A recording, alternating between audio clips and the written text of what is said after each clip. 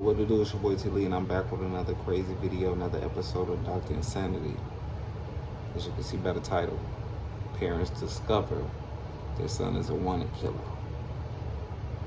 Can't get any crazy. Well, yes it can.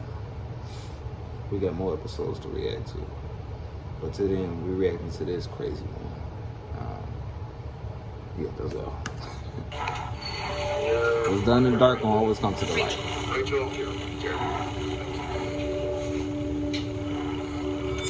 This is 21-year-old Brandon Reisner standing alongside his two parents. For the last 6 hours, Brandon has been on the run from police after brutally killing his best friend.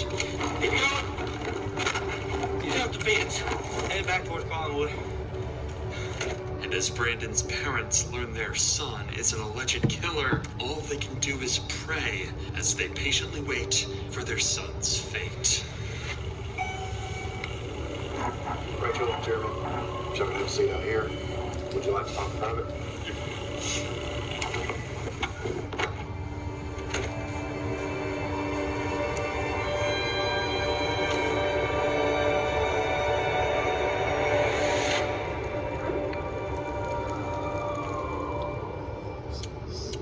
Oh, y'all see my face, huh? 30 hours. On a cold November morning in 2022, a ditched Toyota Prius would be discovered by officers in Rome, Georgia. There's nothing, that's what I was looking for, there's nothing. Why this car was ditched in the middle of a creek is something police were yet to figure out. Y'all don't think he's in there? No, I didn't know. Okay. Son's name's Aaron Davis. Supposed to be coming to Rome to see some friends and going to Alabama to see his girlfriend. I don't think you made it there. Nah. I wonder where why his car down there.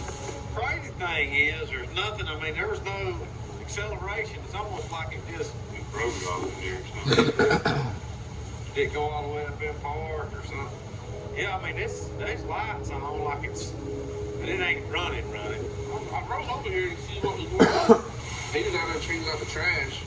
A tow truck would eventually come and lift the vehicle out from the creek. And upon searching the license plate number, they would discover it belonged to 21-year-old Aaron Davis. Luckily, the town of Rome, Georgia is relatively small, and officers were already familiar with the name. So, Lieutenant Sailors would give Aaron's father a call a few minutes later. Okay. Yeah, can you see if you maybe can get a hold of him and check in with him, see where his car's supposed to be? So you just got the car abandoned there? No. Yeah, it's actually off in a little ditch. We're in the process of getting it out. I don't think there's anybody in it right now. Aaron's car being ditched is just as much of a mystery to his father as it is for the police. However, he did have some useful details he was able to give the lieutenant following this call. The night prior to this footage, Aaron went to visit his longtime friend, Brandon Reisner.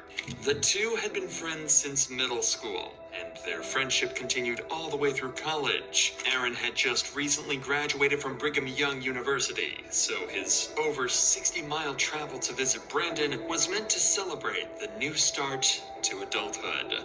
But ever since Aaron had left for Brandon's house, nobody had heard from him, and his phone would go straight to voicemail. All of these strange mysteries would lead Aaron's father to file a missing persons report, and an investigation to find Aaron would officially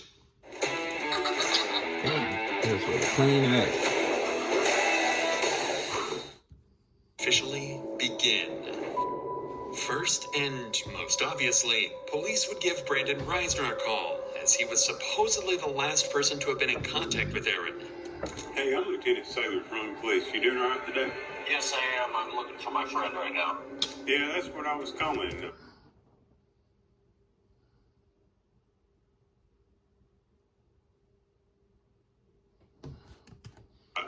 You hadn't heard from him? I have not. I've tried calling him and it's just gone straight to voicemail. And I heard he was at the Heritage Park, so that's where I'm at right now. So I'm looking around. Do you guys know where the car was? Yeah, it was in a ditch over there. When's the last time you saw Aaron? I saw him last night. About what time? Well, we started drinking around like 12 Uh-huh. noon. He started throwing up pretty bad. He told me to leave him alone. I guess I woke up around like 1 or 2 Uh-huh. and that's when I saw that his car was gone. All right. Well, if y'all hear from him, let us know, okay? Yeah, thank you for the help, sir. All right. Bye-bye. Brandon's story made complete sense, and he even claimed to be actively looking for Aaron at the time of the phone call, as any good friend would do. It seemed like Brandon was clearly the person they needed to speak to further in order to get to the bottom of Aaron's disappearance. So a few hours later, they showed up, unannounced, at Brandon's house to get more answers about what happened the night before, this time face to face. Hey, what's going on? I'm Officer Guy with the Rome Police Department. We're following up on all this. Can you walk me through what's going on? Just make sure we're all on the same page. We started drinking Yeah. around 12 yesterday. Yeah, it's you and Aaron, right? Yeah, me too. Okay. Anyone else with you guys? And went to Bruce, and I had bought some red wine. Yeah. And came back here, started drinking red wine. He doesn't drink too often, so Yeah. he had gone upstairs and was just puking everywhere to the toilet. Was like standing up and puking for some reason. And I went downstairs and he's not needing any water. And he doesn't need any help. I went downstairs, dropped a bottle, cut my pinky, and I went to the.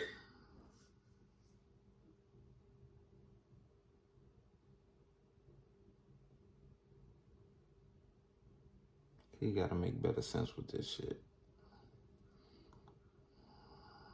This nigga must work at Lids. How much capping he do? Here this morning, took a shower, went to bed, Okay. and then woke up 1 to 2 a.m. and his car's gone.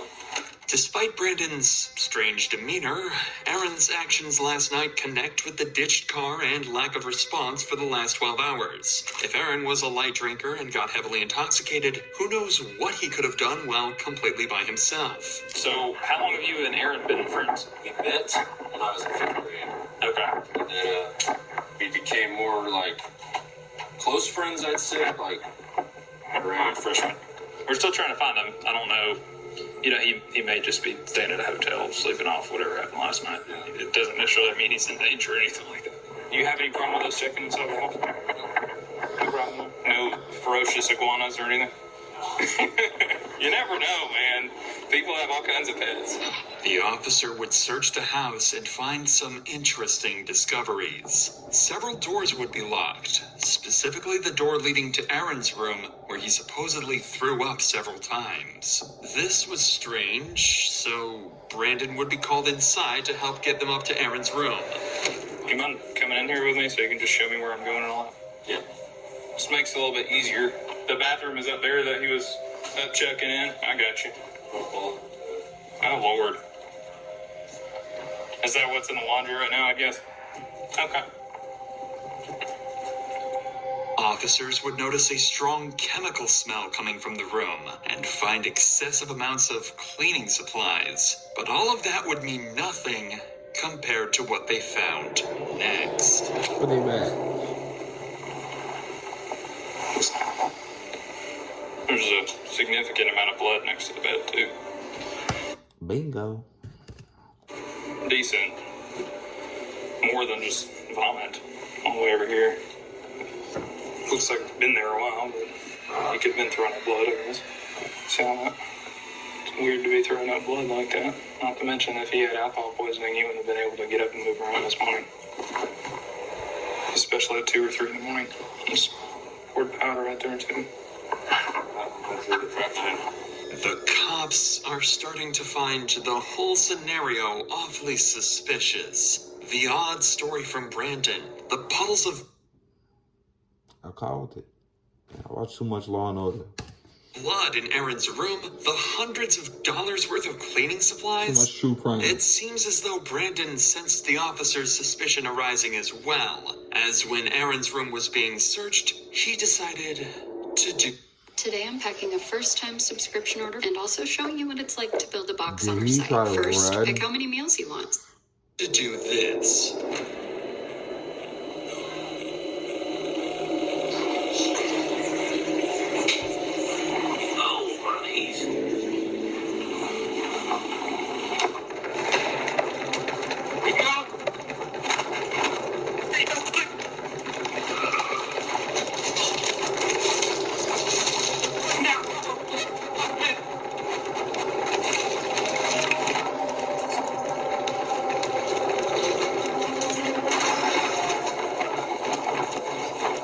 He jumped the fence, headed back towards Collinwood.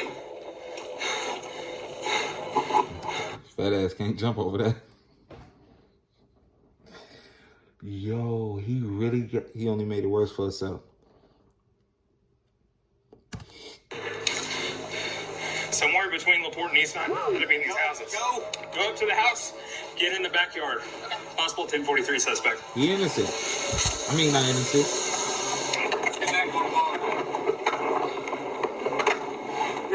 He ain't innocent.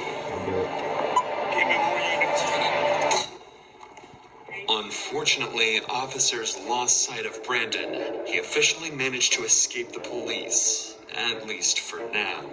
Desperate for any leads that might aid in finding Brandon, police began going door to door around the neighborhood, questioning witnesses who might have caught a glimpse of where he had fled. During this effort, one officer encountered a neighbor who happened to be on a call with Brandon's father, Jeremy. Quickly, the officer took the phone to speak with him directly. Hey, sir, I'm Lieutenant Siler from police. Hi, I'm Jeremy Reisner, the homeowner, Yes, and my Brandon's father. Yeah, we're probably going to need to talk to Brandon. Do you know where he is? No, I thought he was still at home. Now, earlier we had told him maybe drive around the areas where they normally hang out and try to look for him for Aaron. We'll keep trying to get hold of him. We're still about an hour away, working our way there. Even Jeremy was clueless regarding Brandon's whereabouts, and seemingly so was everyone else, as an entire hour would go by with Brandon nowhere to be found.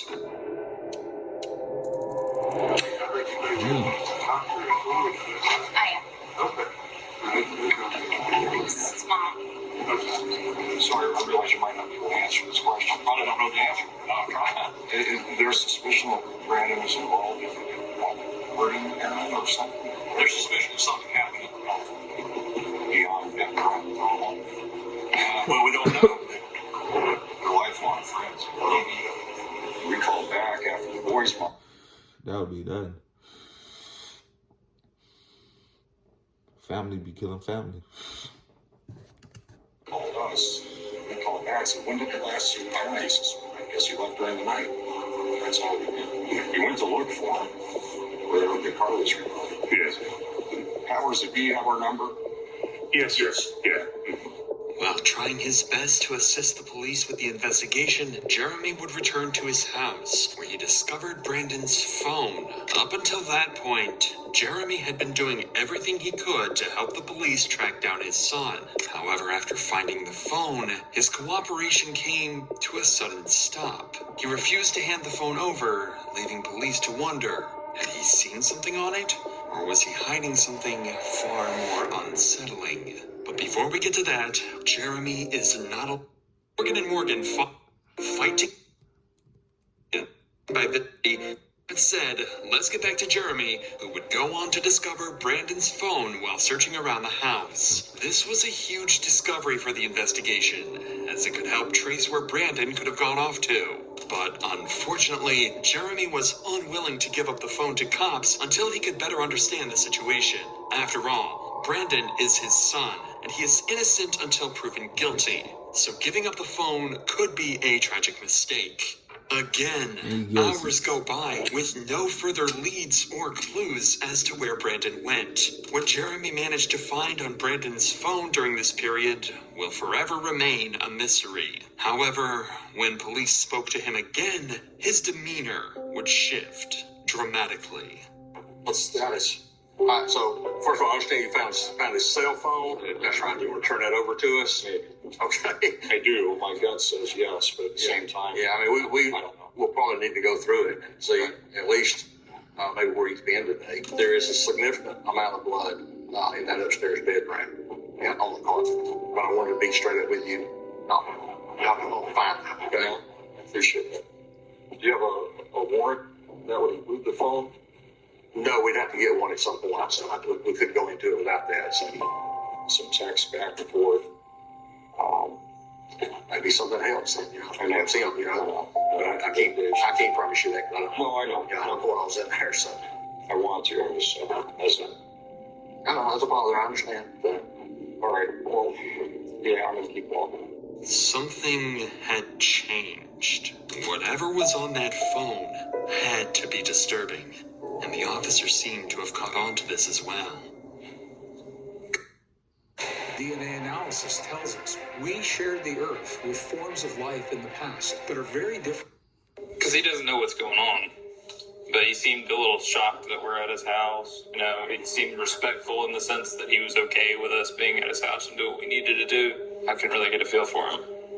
He may just be covering for his kid. He's got to be. Him having the phone not being shattered tells me that his son handed it to him. So he found the phone, tells us that he found the phone, but doesn't want to give it to us about search warrant. Text messages out there. Probably. He was telling her that there were texts there about him asking for if anyone had seen Aaron. I wonder if those texts were sent since we've been here, though. These officers were spot on with their theory. On the phone, Brandon would leave an array of horrifying notes, such as, his scream became a gargle as he swallowed his tongue. I like dark places where my mind melts. It feels so good and I feel so cool. My brain's a waterfall running out of my nose like drool. I can turn myself on in the blink of an eye. They notified me as the smartest man alive. Additionally, he would leave a to-do list following the murder of Aaron. 1. Schedule last 3 songs. This was in reference to his YouTube channel where he would post his music. 2. Vacuum. 3. Laundry. 4. Shower in my shower. 5. Take bath. Tomorrow. 1. Text Rachel that Aaron threw up horribly. I think there was some blood in it. 2. I woke up and he was gone. Whether or not these exact messages were what alarmed Jeremy is unknown. But something on that phone made it clear to him that Brandon had killed Aaron. And just an hour later, Jeremy would call police detailing that he was with Brandon and that he was willing to surrender and turn himself in. So 25 minutes later, Brandon and his parents would arrive at the station. We're Brandon. Rachel. Jeremy. Thank you.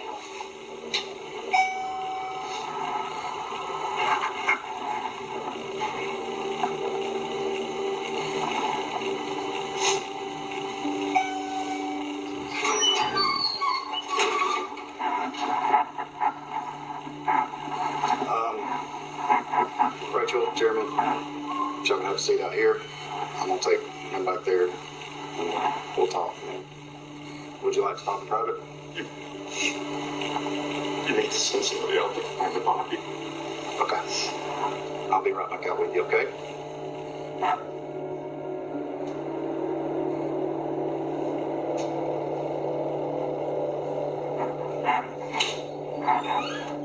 Anything in your pockets that I need to know about?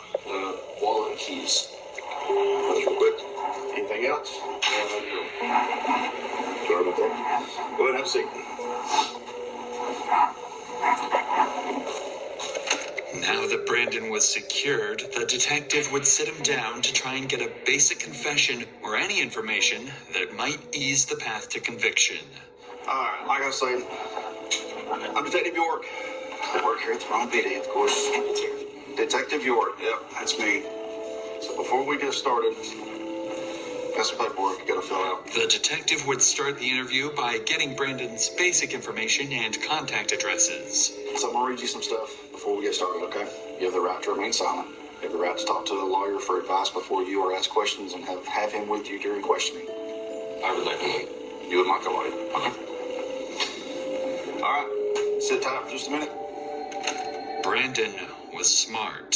He knows nothing he says in the interrogation room will go on to help him in court, so he decides to keep his mouth shut. While this is unfortunate for the detective, Brandon's parents are more than willing to have a discussion with him. So instead, he turns his attention over to them to try and get the information that he's looking for.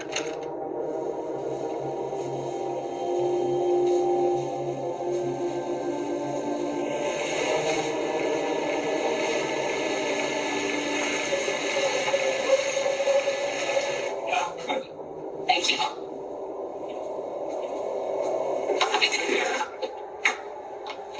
As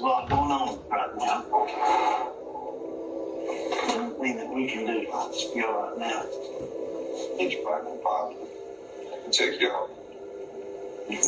Try to show you. I can try to show you. You can try to show us The general area, yeah. There's an old Music producers, here's a quick tip to transform any sound or sample within Output Arcade. First, find a sample. cemetery. The hill. You turn left. Trundle, Trundle, something like Trundle. I can show you all right. This statement from Jeremy was crucial information to track down Aaron's body. But as valuable as this information is, the detective recognized the importance of capitalizing on the opportunity to gather as much from Jeremy as possible while he remained cooperative. With this in mind, he shifted his focus to delving deeper into Brandon's personal life before turning to search for the body.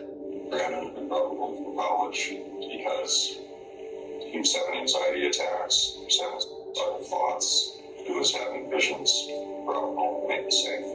I get his medications right.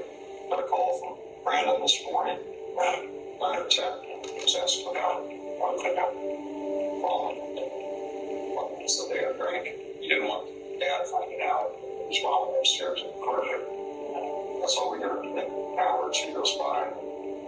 Boy's mom calls us. I called Brandon back on the evening after murder. So, you know where Aaron is? This is not around 5. And we were told Aaron had run away. Ran from the house, ran from the police. Aaron's body is luckily there. He's mentally unstable. He has Tourette's since he was a kid, diagnosed as a kid. And with that comes OCD, and people say they have OCD all the time, they don't understand. And so they live with that. This raises the possibility that his actions may have been influenced by mental instability. However, it's important to consider the context. Jeremy's statements could be an attempt to have Brandon plead insanity in court. Therefore, it's essential to approach these claims with a grain of salt, as they may not fully reflect the reality of the situation. Regardless, police now had an approximate location of where Aaron's body should be, so all hands went on deck to search the cemetery Jeremy had described. Aaron was found buried in the cemetery, behind a secluded area in the back of the property. Even worse was that his body was wrapped inside the very sheets he slept on in Brandon's house. The speculation had come to an end. Brandon Reisner was a cold-blooded murderer. Right after this discovery, Brandon was placed under arrest for the murder of Aaron Davis and transported to the local prison. But the cops found his behavior very unconventional.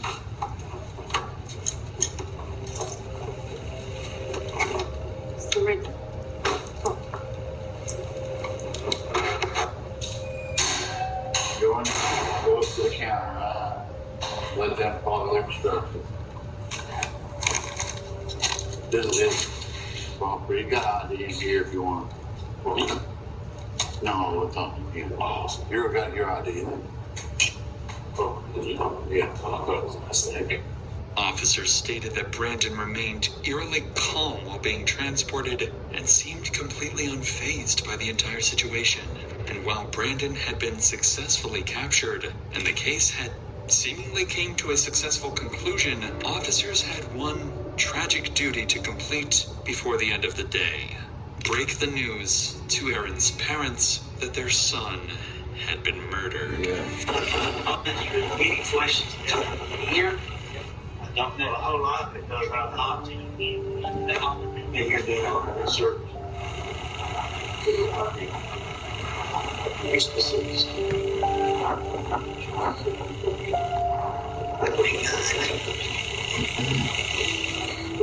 Why would he do that?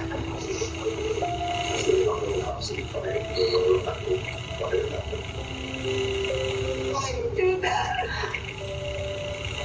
We need my son. We need him. Oh my God. Aaron was a recent college graduate and a good kid with a bright future ahead of him. His sudden death is nothing short of an evil horrifying act on Brandon's behalf, and justice had to be served for Aaron's and his family's sake. Crazy.